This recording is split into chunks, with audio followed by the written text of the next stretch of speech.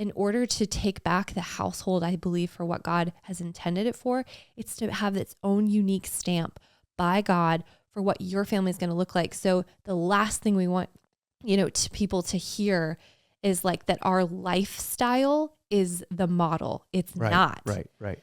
In fact, all of our lifestyles should look very unique and different. And I pray they do. I pray that your family looks wildly different than our family, because I want all of our families to be running so hard in the unique direction that God's created for you, with purpose and calling and mission, not just for you, but for your family and your kids. You are listening to the Famous at Home podcast with Dr. Josh and Christy Straub. Because when it's all said and done, we all want to know that we were famous at home. Welcome back to the Famous at Home podcast. We are starting a brand new series today, our last one for the summer of 2024. This one is called Cultivating a Spiritual Growth Environment in Your Home. We're talking all about, today is talking about rethinking the household. We're going to talk about joy. We're going to talk about peace. We're going to talk about rhythms. This is really about the spiritual environment of your home, this entire series. And if you haven't listened to the previous two series, we talked about an emotional growth environment and also cultivating emotional safety in your marriage. We just came out of that series. Each of those are 5 episodes each. We have downloadable PDFs and the like with those, and we're going to be doing the same with this series as well before the launch of our rebrand this fall. We have a lot of exciting things coming up, new all kinds of things. I can't wait to share more about that. Keep listening along for those things. We're going to be having all new, brand new episodes coming up this fall with brand new topics, talking about the shift to Famous at Home. What does it look like for us and for what it means, how we live our lives as families. This is really a precursor to that. Today, we're talking about rethinking the household. This is an episode that we have been, that we did really with laying the foundation for us really wrestling with what does it look like to live as a family today and build for the kingdom of God. And what does that look like in how we parent our kids? What does that look like to get out of the rat race of culture? And that's what this conversation is about. And so, again, I encourage you, make sure that you download the PDFs that go with this. You can use them for your small group. You can use them for your family, with your spouse. We are coming out of some really cool things this summer. Landon and I, our oldest son, just got back from Alaska. It was one of the most epic trips I've ever taken in my life. I will be sharing more about that in the future. Just don't have words yet for it. So, as you can see with my Alaska hat on, it was just one of the most beautiful trips I've ever been on, and what I was able to really connect with on my son in that. And I hope that these episodes, these next 5 weeks in this series, give you permission as a parent, as a father, as a mother, as a spouse, to start thinking differently about how you disciple, how you lead, how you live, and really just start asking the question, is what we're doing life-giving? Is what we're doing building for the kingdom of God? And where might we be paying attention to things that really don't matter, that maybe are draining us, that maybe are making us tired, exhausted, alone, overwhelmed, and maybe feeling like there's not enough time? That's the state of a lot of us today. And I just really want to say there is a different way. And that's what this is all about. And so I hope you enjoyed this episode. It is the beginning of a 5-week series on helping you find joy, peace, establishing new rhythms. But it begins this week with rethinking your household. So for those of you listening, like, we just got back from a camping trip this past weekend. It was so fun. And in that process, we are talking about, so we went camping, and we've been doing this camping thing to try to recalibrate, and we talked about that last week, but to recalibrate our lives, our household, our family. Yeah. And in that process, we've been rethinking, what does household mean? What does it look like? What does our household look like? And for those of you who have been listening for a long time, like, you know that, I mean, all what we talk about is being famous at home. And being famous at home is really about prioritizing our relationships with our spouse, with our kids, those under our roof, because we're already famous. We're already famous under our roof. Like, the greatest red carpet you will ever walk is through your front door. So, I mean, you come running, you come home from being away, and the kids are running, depending on what your relationship is like with your spouse that day, he or she might come running too. You never know. But you're already famous. You're already seen there. Yeah. But yet so often we try to seek fame outside the home. And I think what's fascinating about this, and of course this is the double entendre that we talk about in our book, Famous at Home, which you can check out in the show notes. It's the double entendre that we are already famous in our heavenly home as well. Yeah. And everything that we do flows out of that. And the vision for then, therefore, where we're at in our household and what our household is doing is what we're wrestling with right now. It's kind of, where we're at, and it's what this podcast is about. So we talk about marital relationships, and we talk about our relationship with our kids and parenting and that type of thing, and spiritual growth. But the biggest component that I want you to think, I think that, I'm going to toss this to you, Christy, here in a second, but I think the thing that I want you to leave with today is we have this conversation and invite you into kind of where we've been at with this conversation, is just being able to look at what is the state of your household right now. Mm-hmm. So in other words, what is Holy Spirit speaking to you? What rises up within you as you think about your household? And as you listen to this episode, I want you to think of it as like, when John the Baptist is in the womb and Mary comes in with Jesus, and all of a sudden, John the Baptist starts leaping and going crazy. Like, is there something within your spirit, something within your soul right now during this episode that leaps, that you hear and you go, that's where we need to go as a family, or that resonates with me for our family and for our household?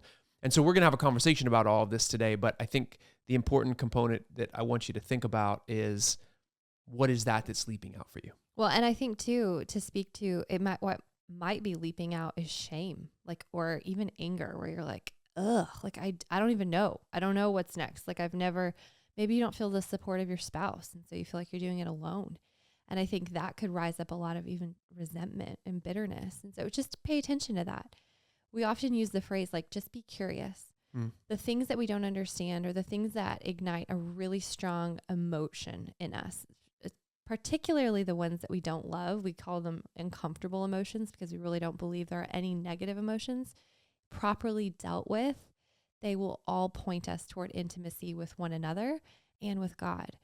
But when you feel one of those uncomfortable emotions, if it's anger, if it's bitterness, if it's, and I think sometimes, and I've heard this from a number of women specifically who feel like their husband isn't on board with, maybe it's raising the kids or creating a family culture, or we'll talk about the environment of the home. We'll talk about, leading the home spiritually.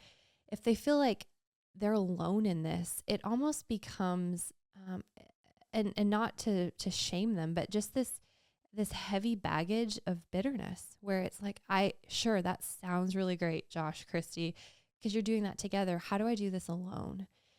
And I just want to call that out, because I think there's a lot of us, and I feel like we've been there too, in places where maybe you're growing at a pace that's different than your spouse, and that's okay. Yeah. It's all part of the journey. But so be curious about it. Don't be intimidated by what feels really big, but actually just stay curious. Like, I wonder why that's there. But I also think too, that's where prayer comes into this component. I just think praying for your spouse is a big one. I think the question I would ask, if you're like, yeah, this is great, but my spouse isn't on board, really start praying for your spouse, and then also finding ways that you can begin to implement some of what we're talking about in a way with your kids, that your spouse doesn't necessarily have to be a part of it, but can be invited into it when he or she starts to see the joy and the growth and the fun that whatever it is you're implementing provides. And so that, to me, that's what I would encourage. I would make it an invitation more than a trying to drag them along and getting them to make it an invitation. So be inviting. And I think that's what we're called to as Christ followers, is to be inviting. and to create an environment or to create families and build a household that actually is inviting and safe for people within the household itself. And so we have a great book we'd love for you to get, even if you want to implement this on an ongoing basis. I can, if you're watching on YouTube, I can show it here, but the Famous at Home book, 7 Decisions to Put Your Family Center Stage in a World Competing for Your Time, Attention, and Identity. And here's the cool part. So this is a very practical book that will help you walk through step by step how to implement a lot of what we're talking about. But in that process, and I think this is what I want to where I want to start today, is understanding that this whole idea of a household, and I keep using the word household, wasn't really our definition of family in Western America. We've gotten sucked into culture and what the Western individualized culture has created for family. That's where we are today. And, Tim Keller describes that in Ephesians chapter. So I love the book of Ephesians. I'm going to just kind of read it right now to you. Not the whole book, because that would take a long episode. But that's not this podcast. In Ephesians 6, chapter 6, verse 4, he says, "Fathers, do not exasperate your children, or do not provoke your children to anger, but raise them in the nurture and admonition of the Lord." Tim Keller says if that verse were written in 20th century Western America, it would have said, "Mothers, do not exasperate your children," because it wasn't until the Industrial Revolution that fathers started leaving the home in order to go to work. And everything from that point onward started to become individualized, and we became about the individual in the family rather than the actual family unit itself, where we're looking out for one another, where we're protecting one another, where we are fighting for one another. It really became about the individual person. And now you see that today in every arena of life, where it becomes about the individual person. And I genuinely think that's why we're seeing anxiety levels increase across kids, is because we're so busy, we're so ragged, and we're going from one activity to another. And we did a survey of over 700 parents a number of years ago, about 2 years ago, where we looked at, what was your greatest parenting struggle? And overwhelmingly, the greatest parenting struggle was, we don't have enough time, or we're too busy. And I think there's something to be said about that. What is a household? What does it look like? And I think, throughout all of history, prior to the Industrial Revolution, the home is where everything was based out of. Yeah. School, healthcare, education, medicine. Yeah, healthcare, medicine. Oh, you said school. Health. Church was based out of there. Yeah. How we lead our children in faith was led out of there. Everything was based in the home. And post-industrial revolution America, everything started going outside the home, to the point that, as C.R. Wiley argues in his book, The Household and the War for the Cosmos, that it just became about the emotional needs of one another, that we just kind of created this environment where it was all about our emotional needs. But he argues you really can't be emotionally bonded if you don't have anything to be emotionally bonded around.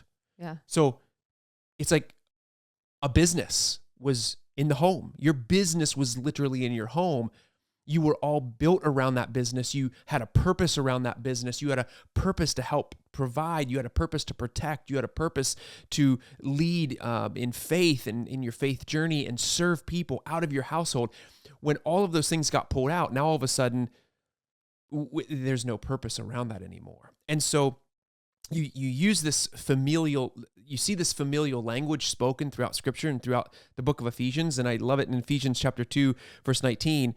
Paul's writing to the church at Ephesus, and he says, "So then you are no longer foreigners and strangers, but fellow citizens with the saints and members of God's household, built on the foundation of the apostles and the prophets, with Christ Jesus himself as the cornerstone." We are a part of God's household, and as a part of God's household, we are already famous at home, and now we get to be commissioned to go out to use our household as a place to go out into the world and build God's kingdom, to have purpose, to give our kids purpose, for our marriage to have a purpose. And that's the foundation for what I want us to think about in rethinking our household. What does that look like? and what we have been talking about as a result of that. And so I know this is a paradigm shift for a lot of you. It does flip a lot of what we've thought about family on its head. It's flipped the way that we were raised on our heads, because we don't have a model for where we're heading at this point. And so that's why it's difficult. That's why the road hasn't been paved that way. So Christy, for you, what does this direction look like in regard to our family and kind of where we've been and where we're heading and what that means and that type of thing, practically speaking, right, as well? I think because, and some of you if you've followed for a while, I mean, we've done all of the things in terms of education, for example, for our kids. So our kids are 10, 8, and 2. And so we've done public school, we've done, Christian private school, now we homeschool. But even that, like that to me, first of all, that to me was like a not possible years ago. I was the one who said I would never homeschool. So I have learned with humility to tell never the say Lord, never. Never. Yeah. Never tell the Lord never. Or your spouse never. Well, there are very few times where I have found that I have actually known the course that God would take me on. Like he has surprised us all along the way. And that's what I think it's been this, you hear about people talking about like they're deconstructing their faith, and that term gets thrown around a lot.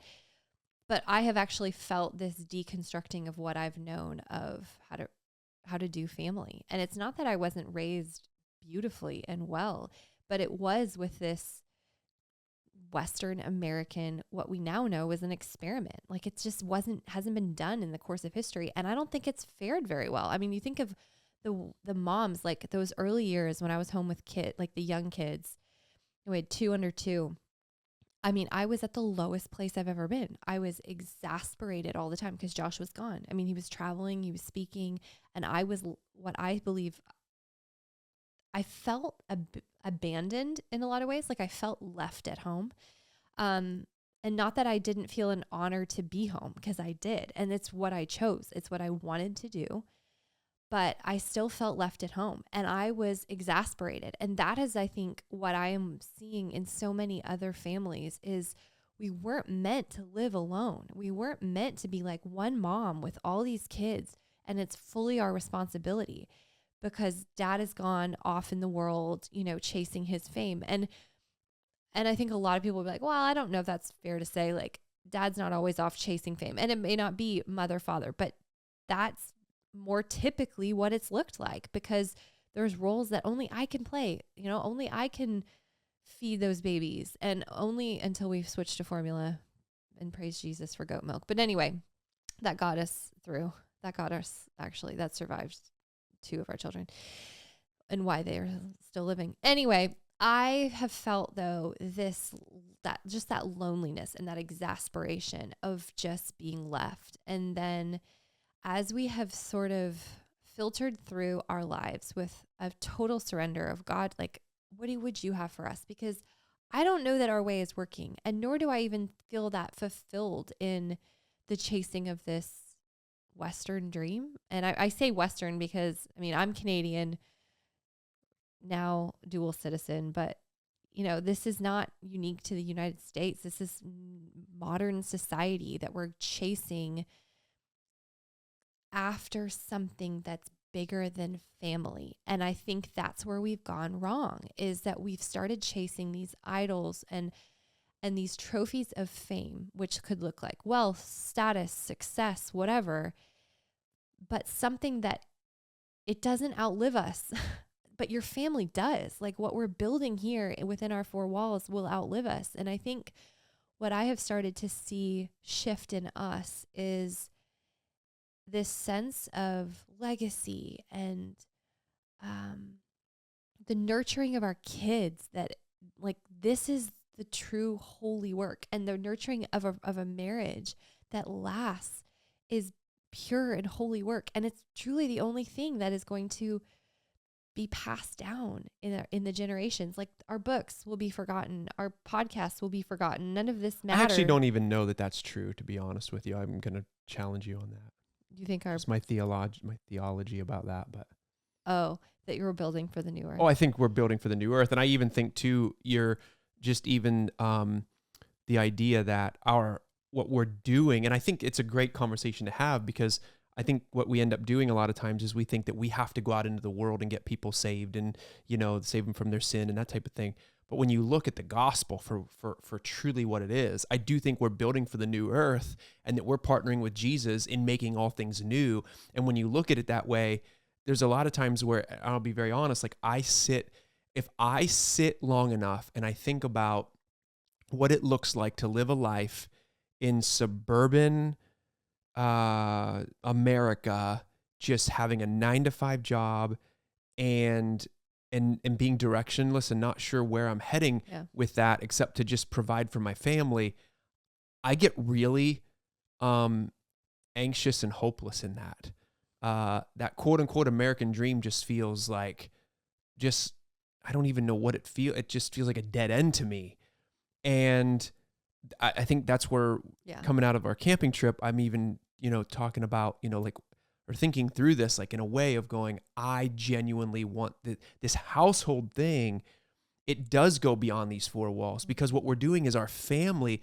God uses our family, and Ephesians, the whole book of Ephesians is really about that. If you read the letter, not just picking parts of Ephesians, but you read from Ephesians chapter 1, verse 1, all the way to the end of 6, and he ends with the spiritual warfare chapter in Ephesians chapter 6. What he's doing is he's setting up the household. We are the household of God through marriage, through parenting, all the way into this is how we fight. This is how we build the kingdom of God, is through family. We are sons and daughters. We are heirs. He is the bridegroom. We are the bride. All of the language around God is familial. Our relationship with him, it's all familial. It's all about family. And I know, you might be listening and you just be like, man, I do work the 9-to-5 job. I do have to travel for my work. I am the guy who's gone all the time, or my husband's the guy who's gone all the time, or maybe my wife is the one who's gone all the time and I'm home and we never see each other. Listen, there are ways to figure this thing out.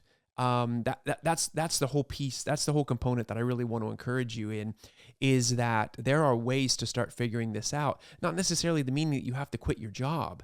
It really comes back to, and we'll talk about this when we get into the Words That Matter series, it really comes down to our connectedness as a family. Yeah. What does our connectedness look like? Everything that we do is birthed out of our connectedness with our family.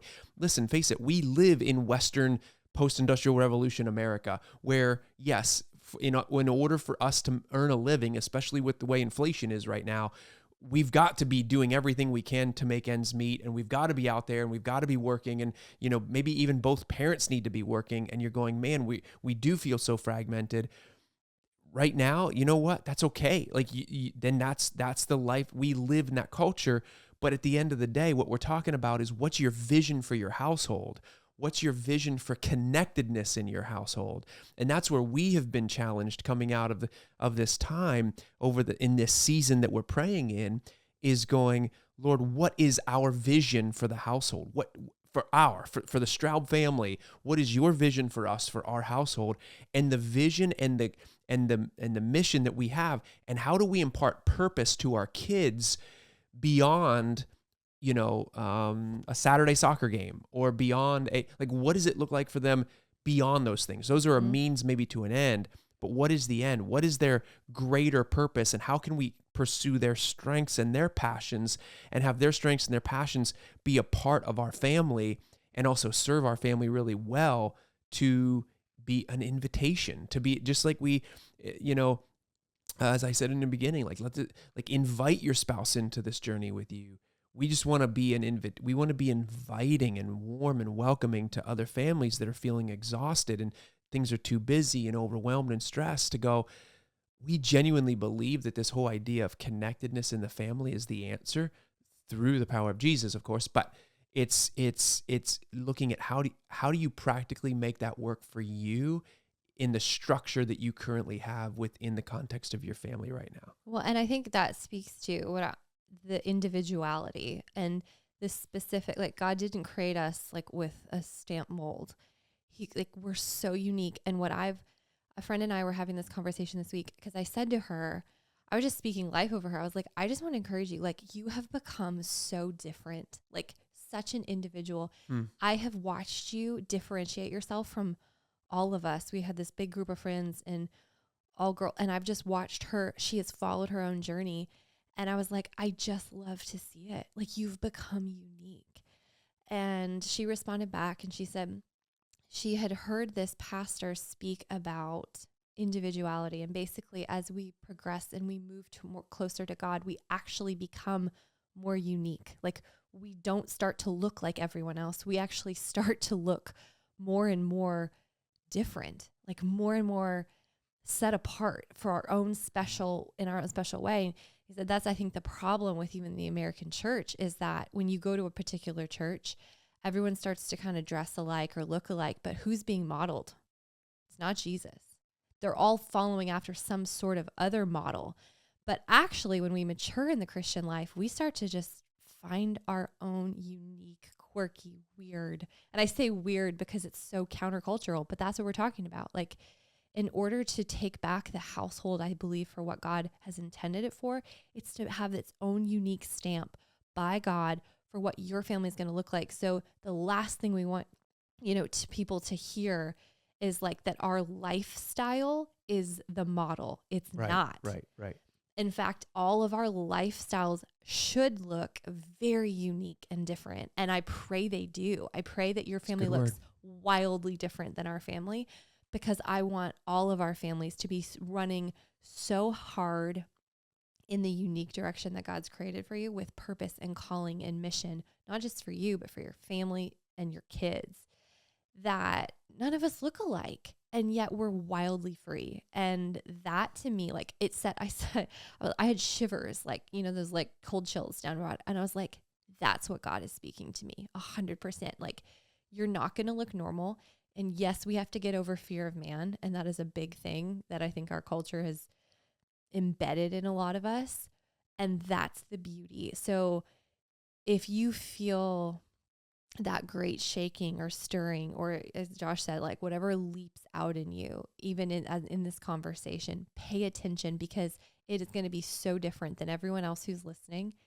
And I think you don't need to change all the things, as we talk about in Famous at Home. You start with the first decision, and this is a domino effect. You make that one choice, and let's watch a year from now, 2 years from now, 5, 10 years from now, your family will look so different, and you'll be free. And I think too, I love that. And I love just this idea that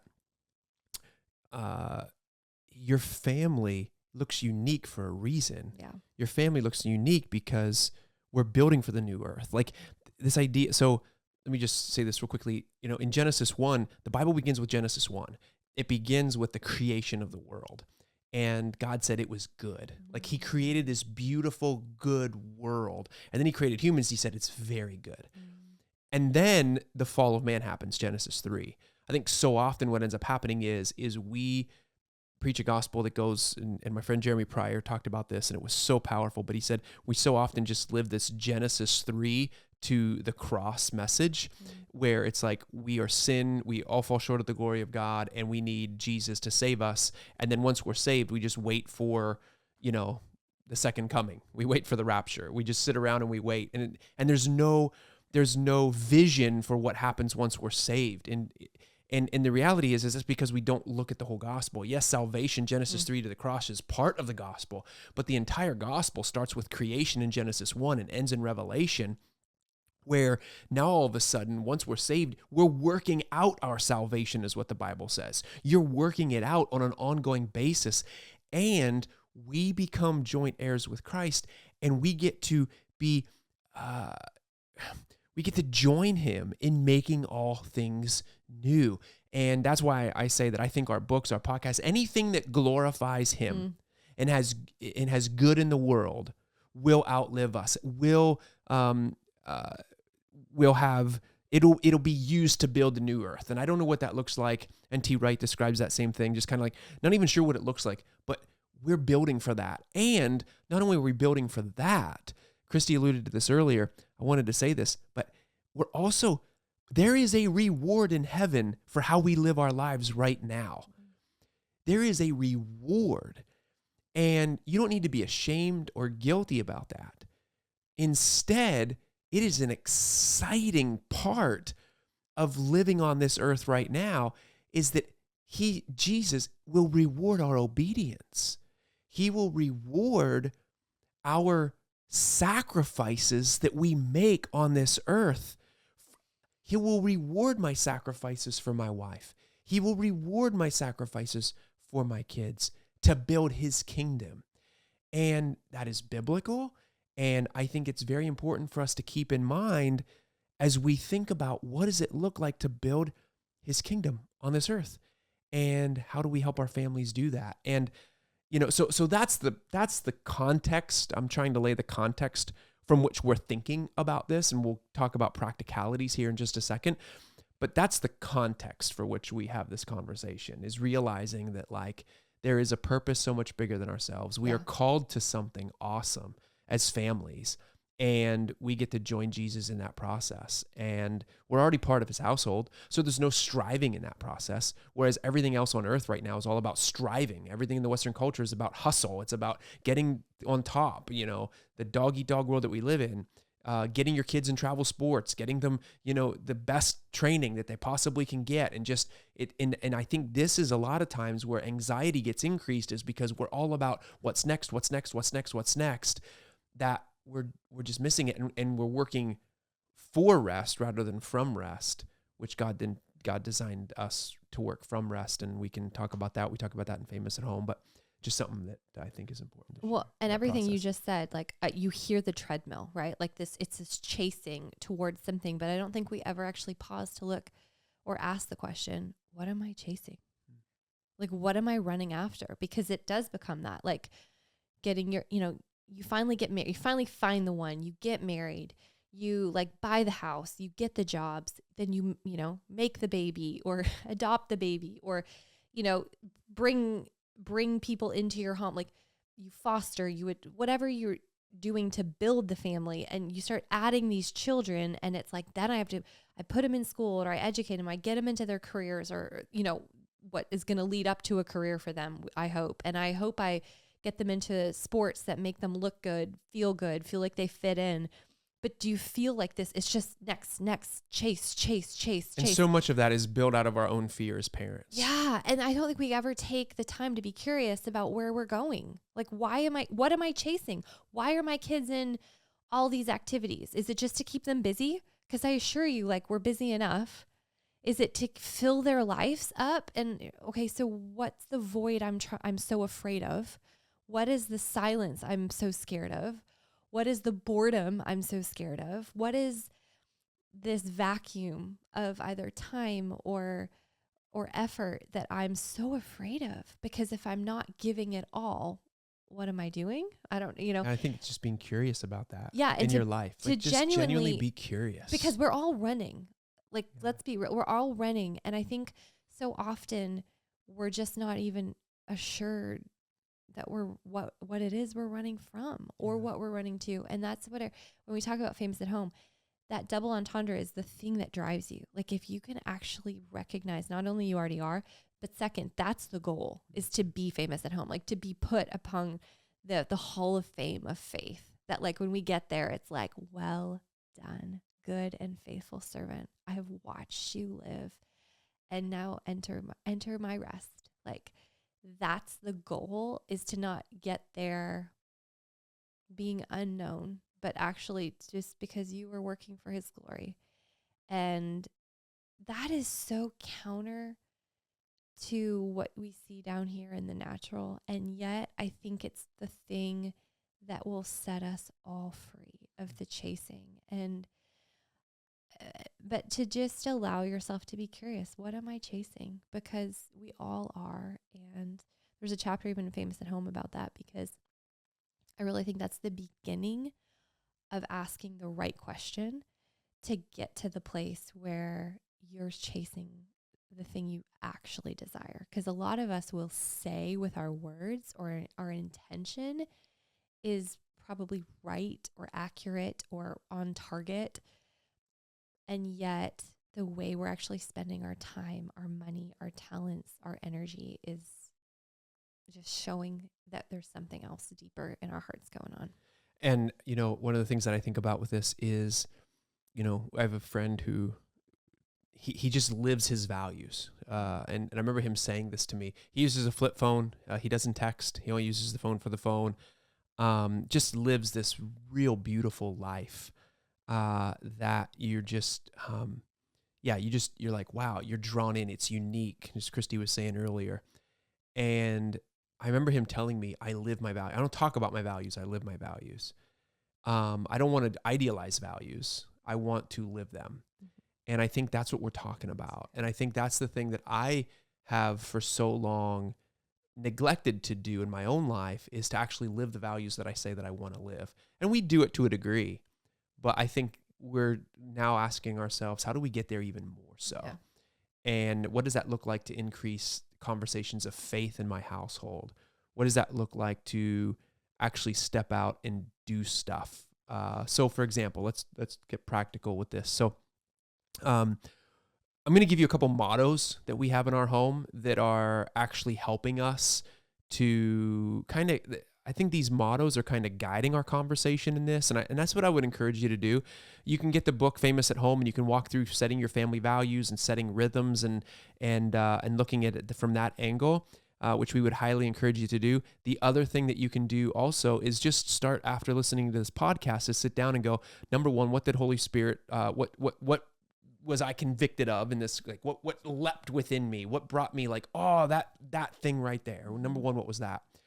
Number two, thinking about family mottos that you have, or what is being curious, as Christy says, about that, whatever that is, that nudging in your heart, being curious about that void, being curious about that thing for me where I'm sitting and I'm going, if I sit long enough and I think about the American dream and just living in suburbia, the 9 to 5, and where's that taking me?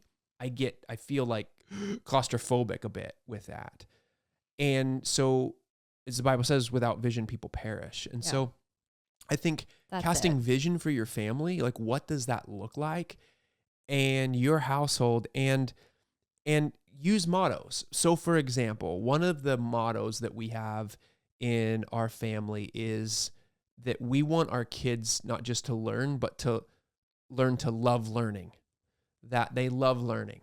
And our daughter, for instance, she's a creative. She loves crafts. She loves drawing. She loves painting.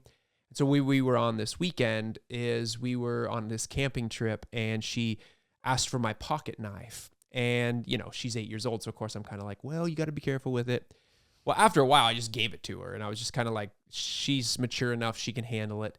And she just started whittling away on wood. And next thing you know, Christy has her down. You can tell that story, but it's like, yeah. Well, yeah. So we I think go tell down that story, because so there's like this arts and crafts convention, and we were in the Smokies and camping out there, and it was just glorious. But it's a crafty, like artsy community, and so she's like, "Mom, can we go to this arts and crafts fair?" Not my thing, be totally honest, but I was like, okay, yes, I would love to take you, because I know this would mean so much to her. And I knew it would spark creativity in her, to be inspired to see all these other people and all these other makers and what they're making, and to build into her, because that's another thing. We really want our family to be creators, not consumers. Yeah, that's a key point I was going to make. That's a good one. Yeah. Yeah. And so to anything to ignite her creativity, her curiosity, to be inspired by. And by the way, I just want to highlight this real quickly. In that process, I just want to highlight what's actually happening in this process. Christy, number one, doesn't necessarily love arts and crafts. It's not her thing, but she's pursuing Kennedy, our daughter's interest. She's pursuing her interest. And number two, taking her on a date, which builds connection. Mm-hmm. So I want you to see the underlying things that are actually happening as you think about practically building your household, pursuing your kids' interests, and finding ways to build connection. Sorry, I just wanted to highlight that. No, and so we head down and we find this shop called, of all things, the Wood Whittler. And we go in there, and it's this sweet woman, and we start talking to her, and sure enough, her and her husband have owned this shop. It's been in her husband's family for 79 years. So it'll be 80 years next year that they have been in the whittling industry. And I'm like, I was telling my mom, she was like, I didn't even know whittling was still a thing. People still do that. I was like, they do, and it's precious. So this woman takes Kennedy around this store and is showing her all these different things and the different techniques. And this is how they made this bowl. And like, then her husband came in, and she was like, look, John, it's a new girl whittler. She was like so tickled that like there's this girl wants to start whittling. And so she brings her to this cabinet that has like all the really, really expensive things. And so she opens it and she says, I want to show you something. She said, the person who created this started when she was a little girl. Now she's a woman, and she is the best in the world. She just was like honored with some award. She beat out all the men and all the Europeans. Apparently Europeans are really good at this. And so she's like, this could be you. Like, and you should have, like, I mean, her work was insane. But Kennedy was just like, she's asking questions like, did she put a varnish on this? Is this a wax? And I'm like, who are you? What are you? Like, even her questions, I was like, wow, but it was, so she bought her first whittling knife from this sweet family that has owned this whittling shop for 79 years. And she came home, and they told us what to do. And he was so concerned about her, like, make sure she gets soap to start with, and then you wrap her fingers in masking tape. So because these knives are really sharp, and then they went in the back and they found these scraps of wood for her to practice on. And we left there, and I watched this little girl just come alive with something. It was unique to her. Like, her brothers aren't into it. We're not into it. I don't know anything about it, but now I'm like actually really curious. And to watch her just sitting around the campfire, whittling her soap and her little sticks, I was like, this right here, this is the good stuff. Like, this is the stuff.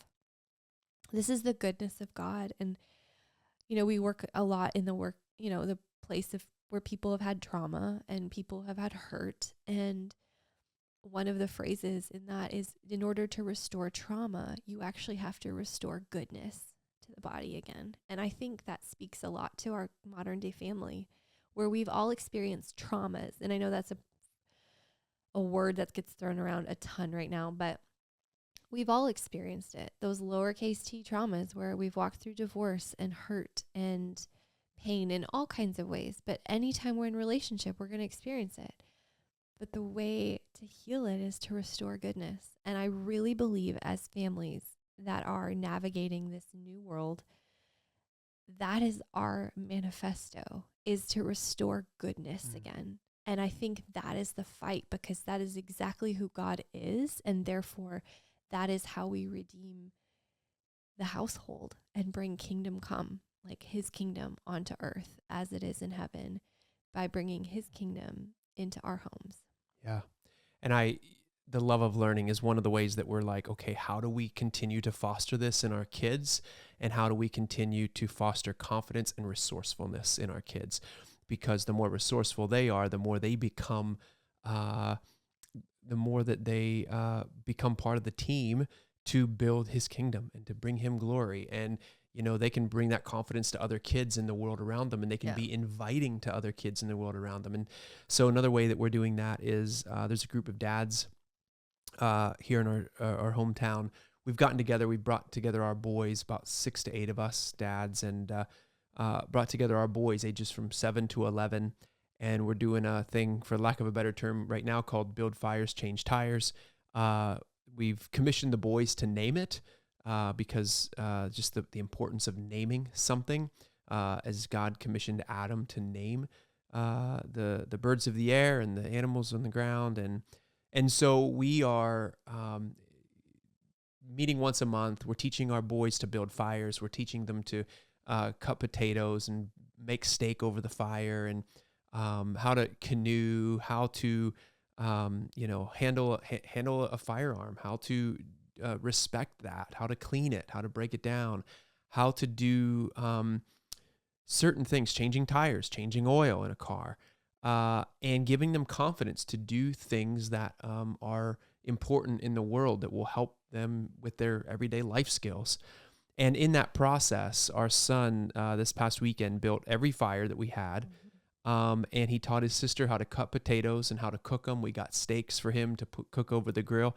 So he's 10 years old. He made the meal. He built our fires for us. And we're just really finding ways that we can invest in and be intentional about that. And for years, as I was saying earlier, I thought about the values I wanted to instill, but it was kind of like we were just caught up in the rat race as well.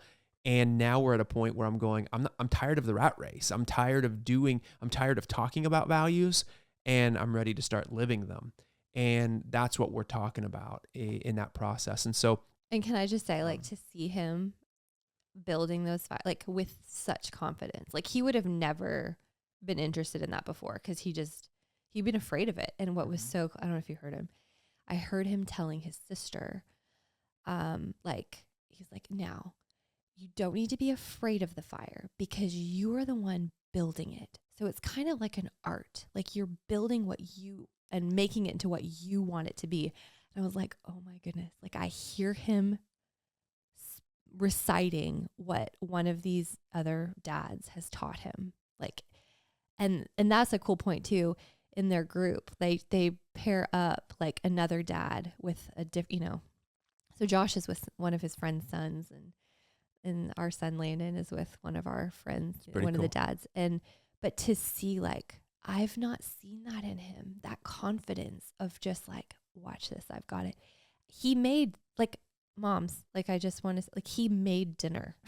He made the full dinner, chopping the potatoes, showing his brother and sister how to chop the potatoes. His 2-year-old brother. Who actually was paying attention, was listening to him. It was awesome. And then cooked the steak over the open fire. And I was just like, yeah, like, I think so often we step in out of fear, and also because we don't really show them that we believe they have what it takes. Mm-hmm. And I think when we teach them well, and we take time, and that's where it takes time, is to intentionally pour into them and instruct them in the way they should go. And the confidence that builds in them, and then the belief, and Josh and I were sitting there just looking at each other. We're like, we're working ourselves out of a job. This is great. This is fab. This is the point. But I think it goes back to Christy's point that she said earlier in the podcast. Raising your kids and rethinking your household to be creators and not consumers. Yeah. This was Andy Crouch talks about this in the Tech Wise Family, I think is the name of the book. Where he uses screens for his kids to be able to create and not consume. And we are in such a consumerism culture where it's all about consuming, where you're scrolling on Instagram, you're watching YouTube videos endlessly. We're binge watching Netflix. We're doing all those things. And what we're doing is we're not allowing our kids to be bored. We're not allowing ourselves to be bored. And I remember writing a blog a number of years ago called Why Smart Parents Have Bored Kids. And the reality is research shows that it takes at least 15 to 20 minutes of boredom for creativity to kick in. And so, but we won't allow ourselves to be bored for 15 to 20 minutes. We won't allow ourselves to go out into the woods and just start playing with leaves and trying to figure, something out to get creative. And, it was funny because, one of the things that we're last minute Halloween people. And the kids were getting ready to go out trick-or-treating or whatever. And our son's trying to figure out what he wants to be with stuff that we already have, because we didn't go out to buy costumes. And he's like, Dad, I want to be an inventor.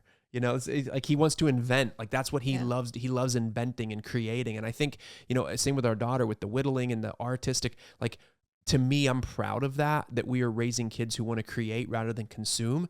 And I mean, they watch a couple things here and there. And, one of the big things that we love having them do is, they like to go on YouTube and watch Dude Perfect or Mark Rober.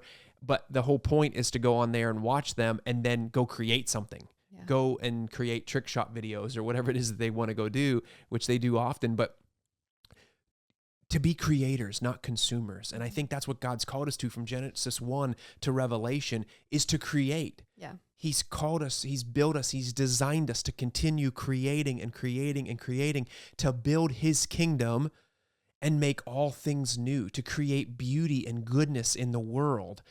And that's what I get excited about with this whole idea of rethinking our households, because I think so often we get stuck because we get stuck because we're consuming and we don't even realize it.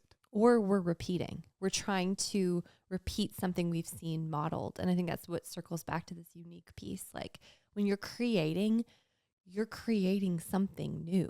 Like you're not creating something that's already existed. You're creating out of newness and vision and endless possibilities. And I think to just put that out there and on you, that it's not this mold you have to fit or like lane you have to find and run in. It's this, you get to be the creator of the household that God has given you. And that starts to unleash, I think, a whole new way of thinking in your brain of, I'm not just repeating or looking for a model because it's a road that's never been walked. You get to create it alongside God.